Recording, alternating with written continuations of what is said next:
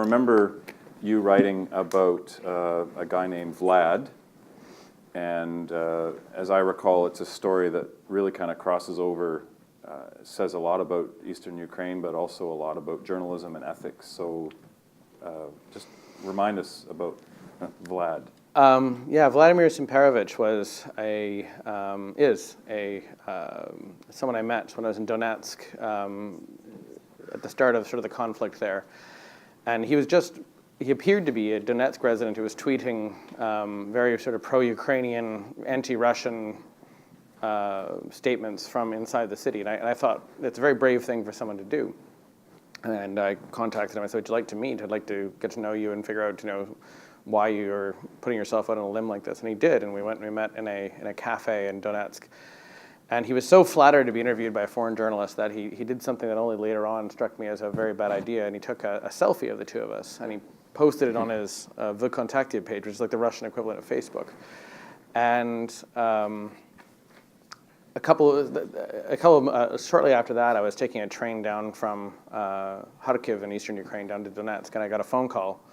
And it was Vlad, and Vlad was, which car are you on?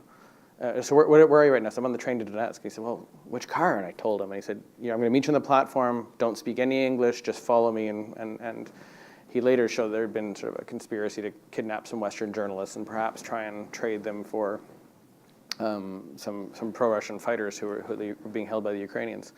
Anyway, so I obviously was very grateful to him for helping me avoid that situation. But shortly after that, he just went quiet. He stopped using his Twitter account, stopped using his Facebook. When I called his phone, somebody who wasn't Vlad answered and said he'd never heard of Vlad.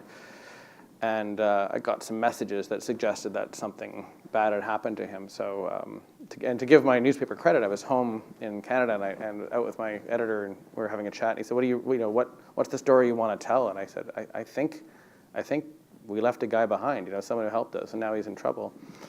And so my newspaper said, "Do what you need to do." And I went back into Donetsk based on a series of clues and found that Vlad was there, and he'd been in jail for a lot of the time since I'd seen him last. He was now free. They'd taken away his passport, his mobile phone. He was sort of a prisoner in this Donetsk People's Republic, which he couldn't travel to Ukraine, he couldn't travel to Russia. He basically had a few hundred kilometers where he could live and couldn't work because of his status. And so after meeting him, I said, if I can get you out of here, would you go? And he said, yes, he would. And as I wrote in the newspaper that day, they don't teach you in Journalism 101 how to people smuggle.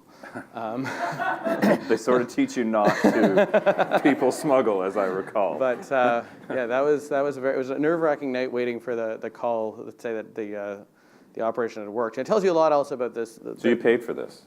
Yes, out of my own pocket, not the Globe and Mail's. But what I paid for was for a car to drive they had to wait for the right soldiers to be in position on both sides of the front line, soldiers who were basically part of the bribery operation and knew that when this car arrives, don't look in the trunk sort of thing. And he drove straight through, and he's now back in Ukraine. He's actually been quite a critic of the Ukrainian government since then. But I think Vlad's role in life is to criticize. But yeah, he's happy he's out. I'm happy he's out.